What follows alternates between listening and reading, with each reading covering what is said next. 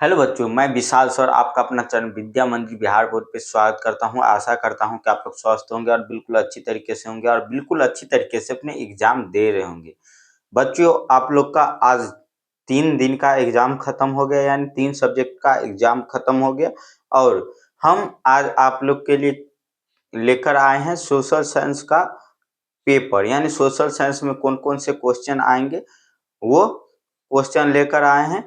क्योंकि आप लोग का 3 एग्जाम हो चुका है, हिंदी और मैथ और द्वितीयक भाषा। जो बच्चे मैथिली रखे होंगे, संस्कृत रखे होंगे, उनका भी हो चुका है। उसके बाद कल होगा आप लोग का क्या, सोशल साइंस का।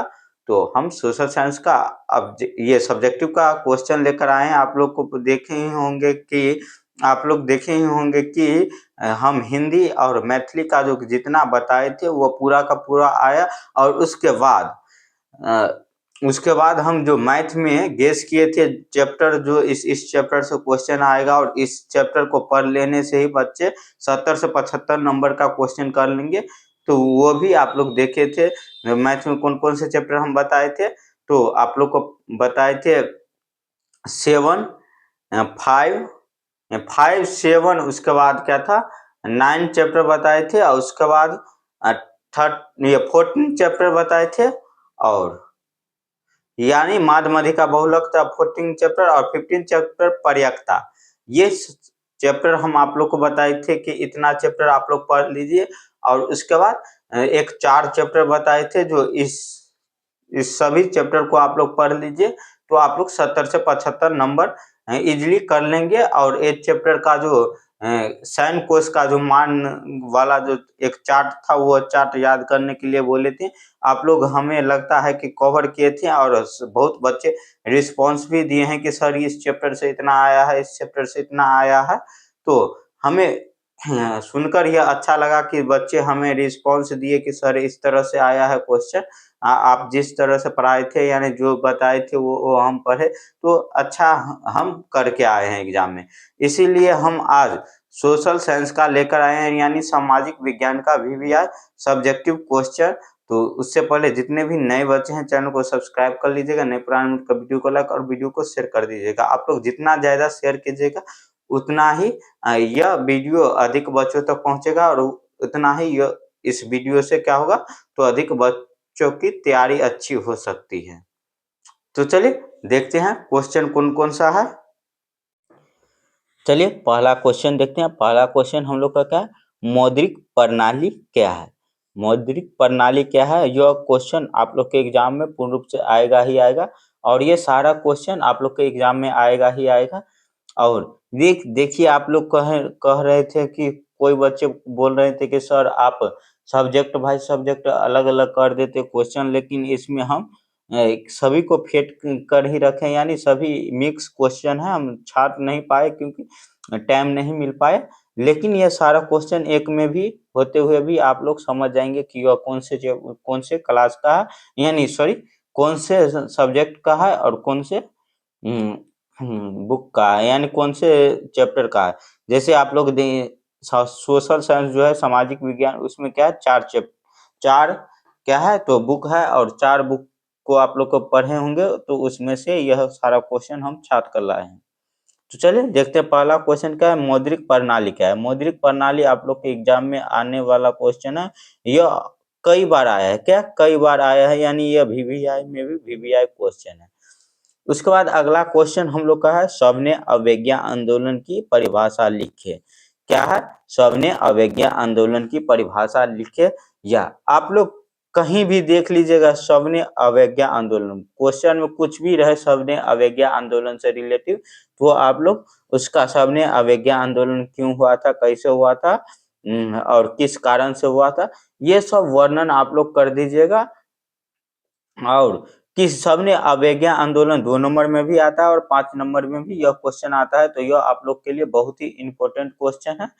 उसके बाद अगला क्वेश्चन है, और ये सारा क्वेश्चन जो है बहुत ही इंपॉर्टेंट ही है, तो आप लोग इस सभी क्वेश्चन को रट ही लीजिएगा। उसके बाद अगला क्वेश्चन हम लोग का 3 नंबर क्वेश्चन है, जर्मनी के एकीकरण में बिस्मार्क की क्या भूमिका थी।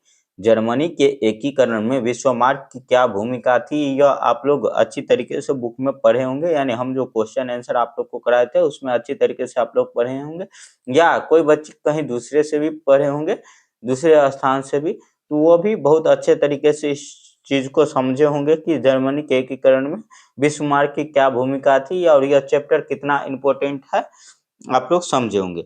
उसके बाद अगला क्वेश्चन हम लोग का है 4 नंबर क्वेश्चन, एटीएम किसे कहते हैं? एटीएम किसे कहते हैं या एटीएम क्या है, या एटीएम का फुल फॉर्म पूछा जा सकता है आप लोग को एग्जाम में, ऑब्जेक्टिव में भी एटीएम का फुल फॉर्म पूछा जा सकता है, या सब्जेक्टिव में भी 2 नंबरी में एटीएम किसे कहते हैं या एटीएम क्या है या एटीएम का फुल फॉर्म बताइए, सब्जेक्टिव में भी 2 नंबर में आ सकता है। तो यह भी क्वेश्चन बहुत ही वीवीआई है।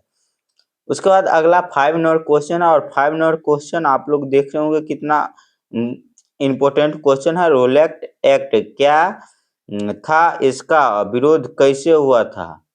यह बहुत ही इम्पोर्टेंट क्वेश्चन है, कैसे किया गया था यह आप लोग देखिएगा। रोलेट एक्ट क्या है यह आप लोग देखे होंगे कि बहुत ही इम्पोर्टेंट यह टॉपिक है। यह क्वेश्चन आप लोग को हम बहुत अच्छे तरीके से समझाए थे, करीब 15 से 20 मिनट इस क्वेश्चन को समझाने में आप लोग को बताने में हम दिए थे, ताकि यह क्वेश्चन जो एग्जाम में आए तो सारा बच्चा अच्छी तरीके से करे।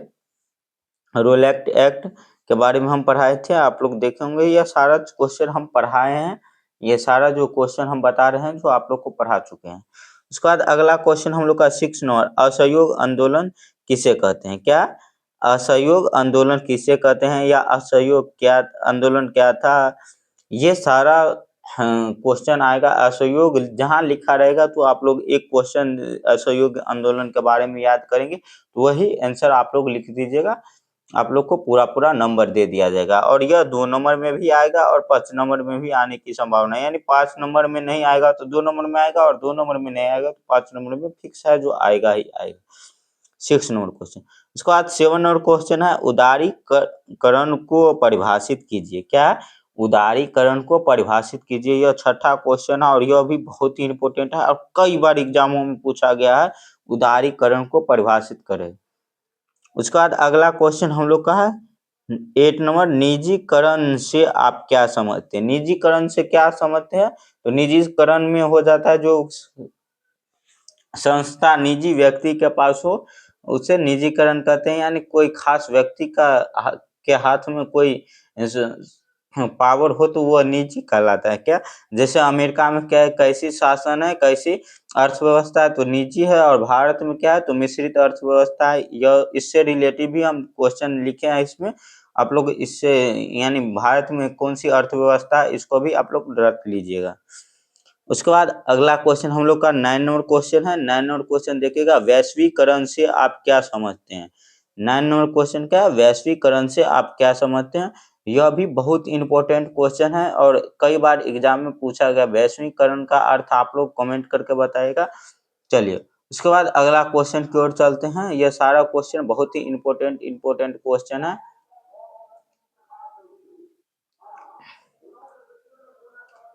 चलिए उसके बाद 9 नंबर देख लिया हम लोग। 10 नंबर देखेंगे, मुद्रा संरक्षण पर टिप्पणी लिखे।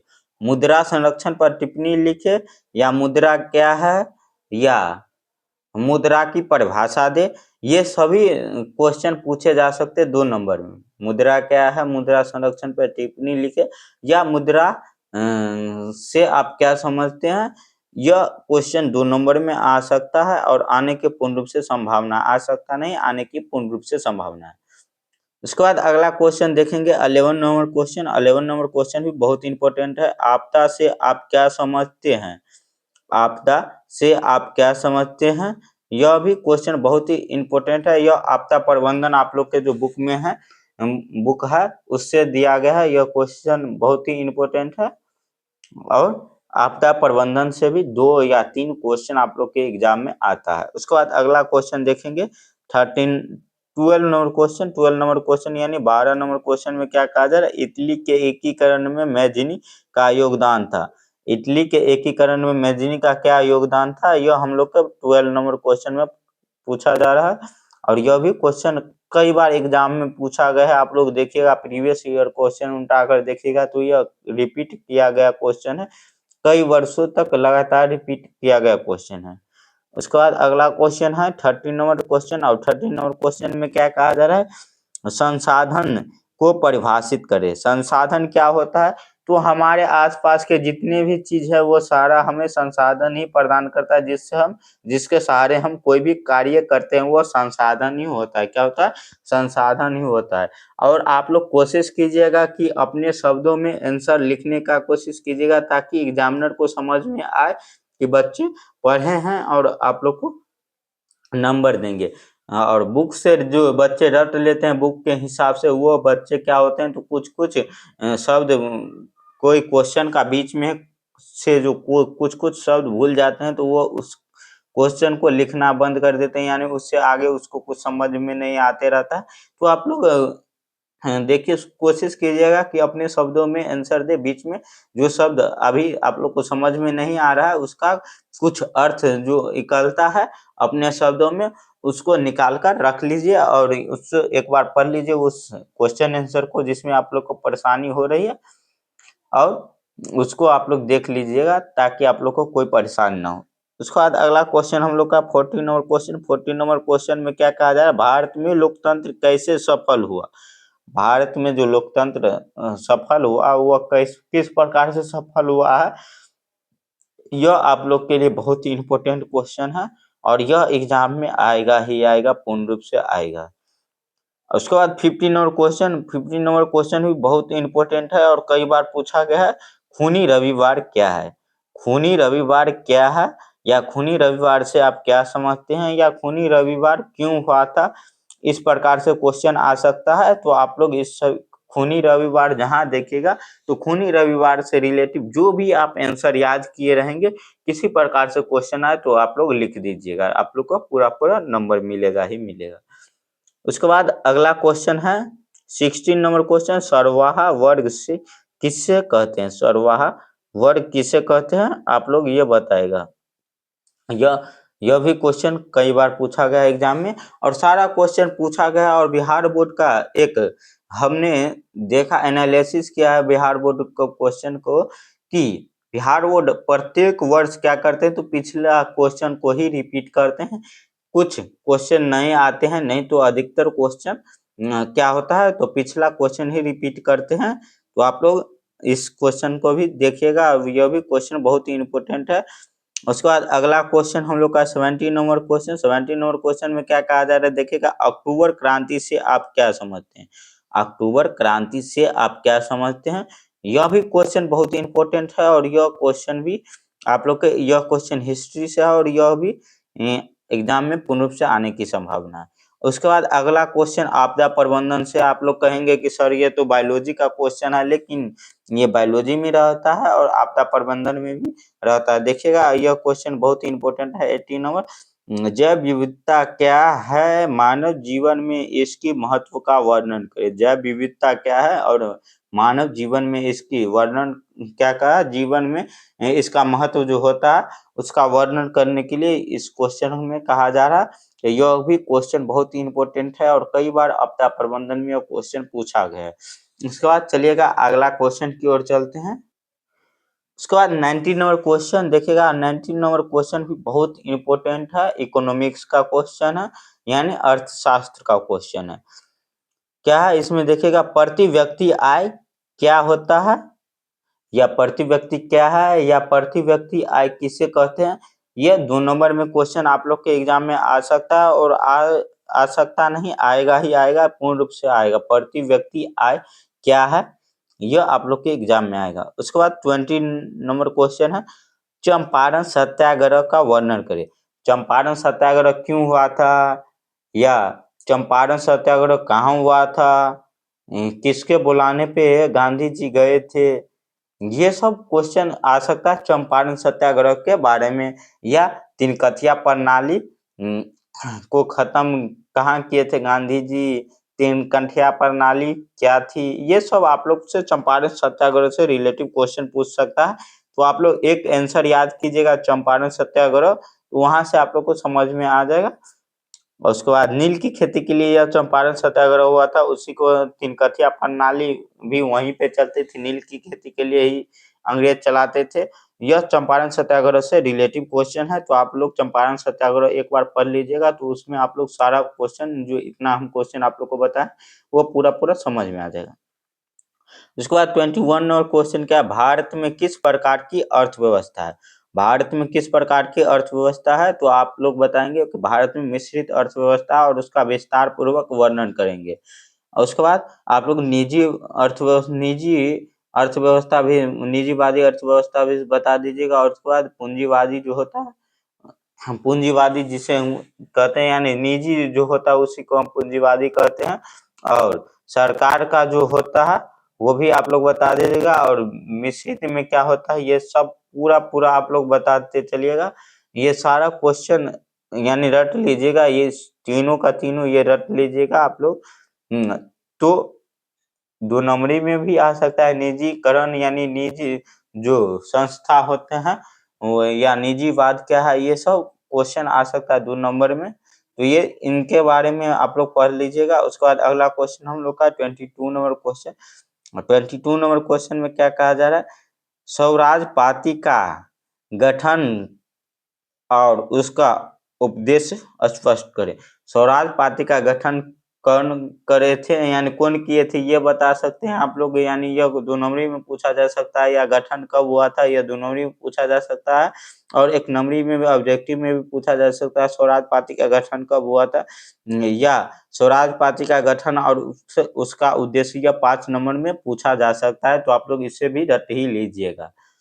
उसके बाद 23 नंबर क्वेश्चन क्या कहा जा रहा है, वन्य जीव संरक्षण के लिए भारत सरकार द्वारा किए गए 2 उपायों को स्पष्ट करें। यानी वन्य जीव संरक्षण का अर्थ होता है बचाने के लिए, क्या संरक्षित करने के लिए, वन्य जीव को बचाने के लिए भारत सरकार ने कौन कौन से 2 उपाय किए हैं वो स्पष्ट करने के लिए यहाँ पे कहा जा रहा है। तो यह भी क्वेश्चन बहुत इंपॉर्टेंट है और इसे भी आप लोग रट लीजिएगा।